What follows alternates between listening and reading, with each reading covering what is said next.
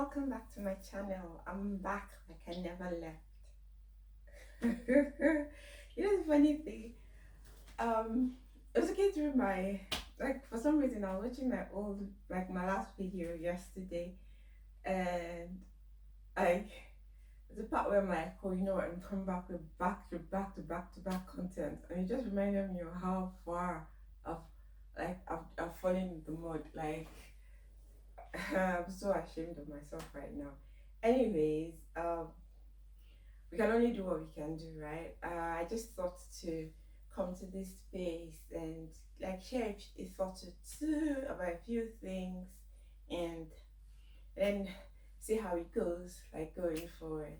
So first things first is I mean, I don't know if you've noticed, but I've changed the name of the channel. Like, I just wanted to synchronize my YouTube with my Instagram, and somebody has been really encouraging me to hop on TikTok, but the truth is I really don't understand how it works, but I'll try and get that going. So for now, everything is going to have the same handle, like Talk to a Rema, just so that there's some form of synchrony across the board. So I've said that. I also want to talk a bit about mental health because um the very good part of this year I kind of struggled. Like, I I just mentally was struggling. Like, I didn't have energy for anything. Yeah, I was going to work, and I was like waking up and going to work and paying my rent and doing it, like doing everything. But it was just I was just I was just like living the motions. Like, I wasn't doing it. I wasn't living my I don't know how to explain it. But I was just like a robot. Oh yeah, I wake up today, I go to work. I wasn't doing any other thing. And it was after a really long while, I just realized that, see, that thing was just, I just needed to clear up and give myself some mental energy. So I just wanted to give a quick shout out to everybody who is struggling in their mental space one way or the other, and to encourage you. There's no shame in struggling with your mental health. Like, your mental health contributes as much to your well-being as your physical health, your emotional health, and all that. Like, do not wait until you're hearing things or seeing things, or you know what I'm talking about, before you seek help. And it doesn't always have to be like serious help, like hanging out with a friend, or doing something different, maybe taking up a painting class, or just doing something you think you would enjoy doing. It can make a load of difference. Anyway, so I've said that. So the last thing I wanted to talk about today was so I woke up this morning, and horrible habits I have. Like, the first thing I do when I wake up, like literally the first thing, because my excuse is I need to check the time.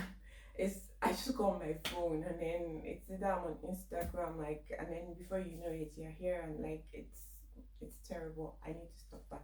Anyways, I woke up this morning, and then one of the first things I saw on Instagram was an interview somebody had given. I don't know when that happened, and she was talking about how she shares the bills in her home with her partner, and it's kind of, in her opinion, it's kind of irresponsible for somebody to be in a relationship, be living in a space, and not paying for that space. And I thought, like, because it bothered me a bit, in as much as it's her opinion, and there's some truth to what she was saying and some logic to what she was saying, it bothered me a bit because, you see, from my own limited knowledge, like, this institution called marriage is, it's highly complicated. It's very, very complicated. And one, I think one fundamental rule everybody needs to bear in mind is the fact that everybody's situation in marriage is unique to them. So you can't use one person's rule to judge the other person. Somebody once told me, and I think, you see, that's one of the profound things that I've heard. She's like, you see, my I do is different from your I do, and it's true, because the kind of things that you sign up for when you get married is different from what the next person is signing up for. So when it comes to bill payments, I think like or sharing responsibilities in marriage, I think a more practical approach to it will be to look at it on a case to case basis. Fine. Okay, so let me give a few examples of what's going on in my brain because you may not understand. Um,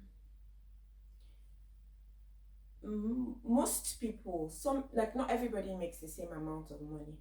Okay, so for the purpose of this illustration, I'm going to be using when I refer to a couple, I'm going to be talking about like a guy and a girl couple, like a guy and a girl couple living together.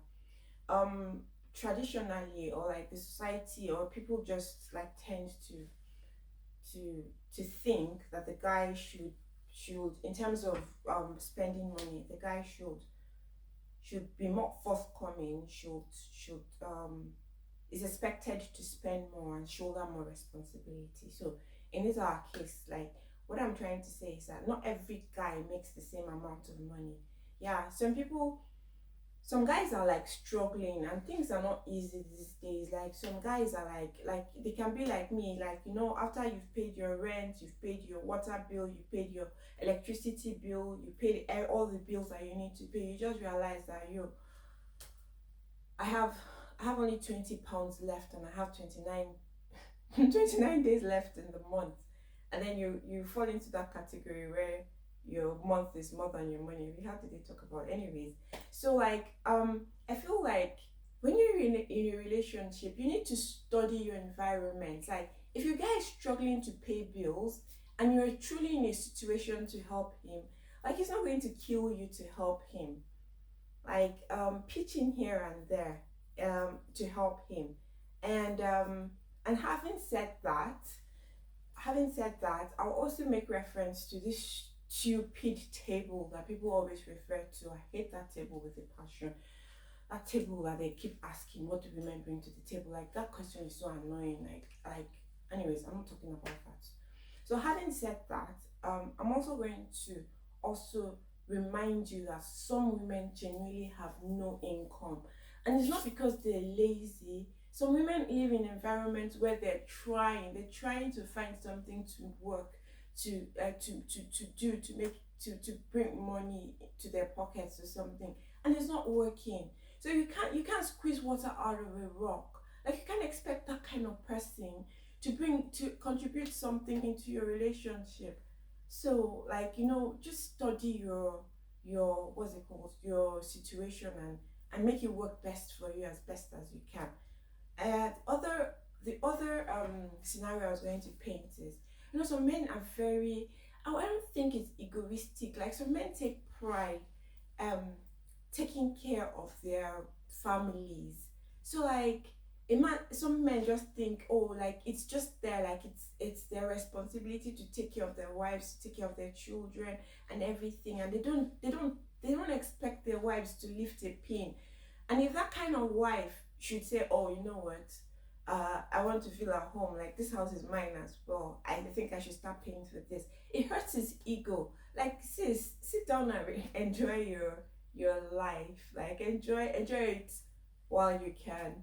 So like I said, I think this thing is, it's a delicate matter, but I think with wisdom and sort studying the kind of situation you're in, yeah, you should be able to figure it out. And then lastly, like you all should know we all should know the kind of people that we're involved in, really. Like some people are more lenient in giving out things than other people are. Like, that's just the sad reality of life. And the fact that you have a preconceived idea of what your guy should do for you or what your babe should do for you does not mean that that's how it actually happens in real life. So sometimes you just have to be like, oh, I expected, when I was thinking about being in a relationship, this is where my expectations, this is the kind of dreams I had, but I've ended up with this person who is like not exactly what I thought of. Best thing you can do for yourself and your mental health is to accept it and make it work for you the best it can. If if you're if you find yourself stuck with somebody who is not as generous as you thought you not as generous as you expected.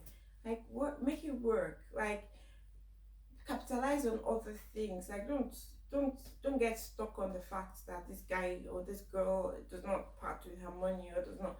Yeah, like, everybody has whatever they shine at. Like, I feel like capitalize on that. They may not be generous, but I'm sure they'll have other qualities that they shine at. Maybe they're kind people, intelligent, they're hardworking, or I don't know, romantic. I don't know. I try and find those qualities and magnify those instead of keep instead of you keep instead of instead of like magnifying the qualities that they that are not their strong points. So I just thought I would just give my own opinion on, like, it's 100% my opinion. Like, other people, like, your own opinion may be different from my own, which is fine. We're all entitled to our opinions. Like, it's 100% fine. I just thought, no, it's been so long that I was in this space. Like, did I miss it? Yes. Like, many times I'm like, oh, I need to film, I need to film. Like, it's just that mental fatigue. Oh, what do I do? What don't I do? Like, I need to dress up. I need to, like, it's just, it's frustrating. It's tiring. But hopefully, the worst is over, and I can. The good thing is, I'm not doing a job where I have a set schedule for the rest of the year, so I can be like, okay, these days I can dedicate to my job. These days I can dedicate to myself. These days I can dedicate to my social media, like YouTube and all that. So, anyways, I think I'm going to end it here so I don't bore you guys to death. Um, yeah, it's nice to be back. I hope to see you guys again pretty soon, and I hope you guys stay well. Oh yeah, before I forget, I keep begging you people to follow and subscribe and all that, but yeah, I think that's cliche. I'll always say that. Like my videos, subscribe to my channel and all that. But other than that, I have an somewhat active Instagram account. Yeah, it'd be nice to support your girl. Yeah. Yeah. Anyways, I'll see you guys in my next video. Take care of yourselves.